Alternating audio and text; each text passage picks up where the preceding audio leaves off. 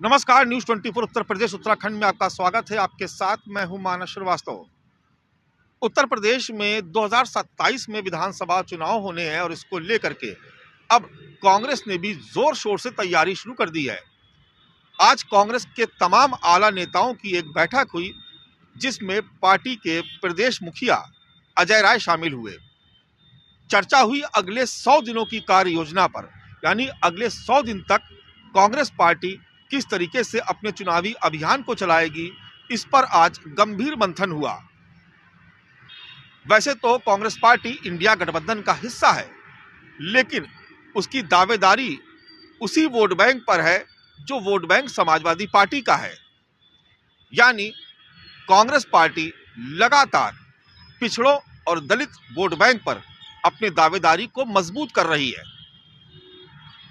आने वाले 100 दिनों में करीब 30 स्थानों पर यह कार्यक्रम होंगे और इसमें संविधान का मुद्दा उठाया जाएगा।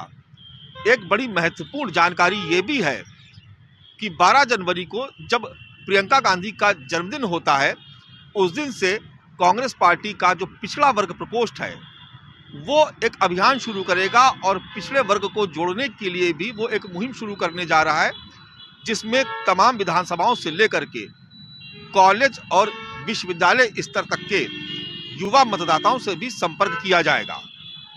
कांग्रेस पार्टी अपनी तमाम उपलब्धियों को गिनाएगी और उसे जनता के बीच लेकर के जाएगी।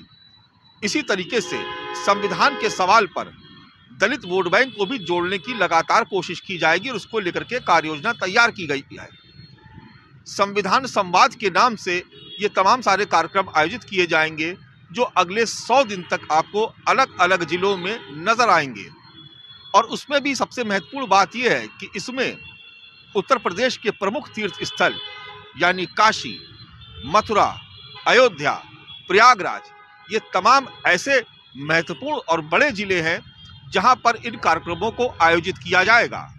आपको याद ही होगा कि 2024 के लोकसभा चुनाव के दौरान संविधान और आरक्षण का मुद्दा एक तरीके से इंडिया गठबंधन के लिए उत्तर प्रदेश में संजीवनी लेकर के आया।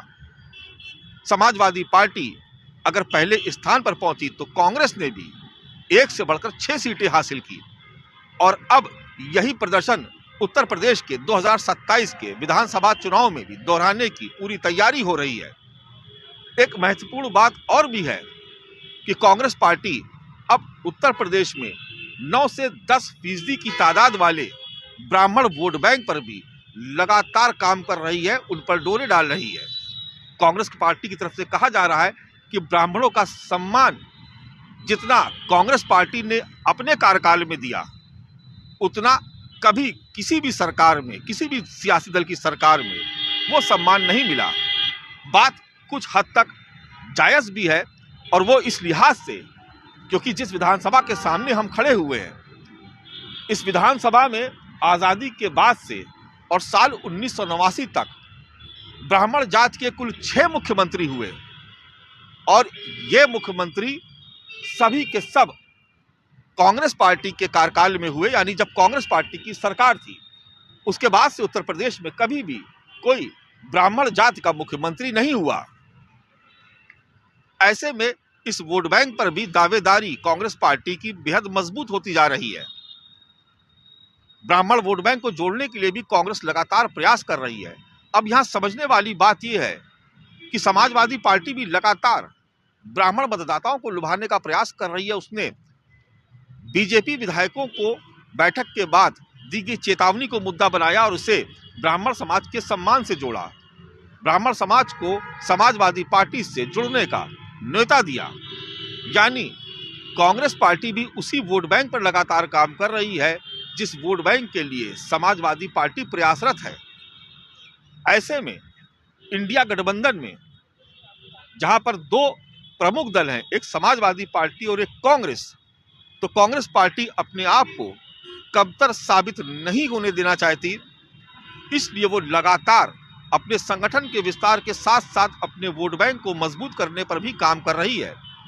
इसमें भी कोई शक नहीं है कि उत्तर प्रदेश की कमान जब से अजय राय के हाथ में आई है वो बेहद आक्रामक लहजे में बात करते हैं और बहुत आक्रामक तरीके से काम भी कर रहे हैं। ऐसे में समाजवादी पार्टी को अगर पहली चुनौती कहीं से मिलेगी वोट बैंक के लिहाज से, तो निश्चित तौर पर वो कांग्रेस पार्टी से होगी। हालांकि दोनों का गठबंधन है, जाहिर सी बात है कि हर सियासी दल को यह अधिकार होता है कि वो अपने वोट बैंक का विस्तार करे, और समाजवादी पार्टी के साथ कांग्रेस भी ऐसा ही कर रही है। हालांकि उनके सामने भारतीय जनता पार्टी की चुनौती भी है, लेकिन फिर भी यह उम्मीद की जा रही कि 2027 में इंडिया गठबंधन के तहत समाजवादी पार्टी और कांग्रेस एक साथ चुनावी मैदान में उतरेंगी। लेकिन फिलहाल जो कार्ययोजना 100 दिन की तैयार की है कांग्रेस पार्टी ने, उसको लेकर के जल्द ही कांग्रेस के तमाम बड़े कद्दावर नेता आपको उत्तर प्रदेश की अलग अलग विधानसभाओं में नजर आएंगे। नमस्कार।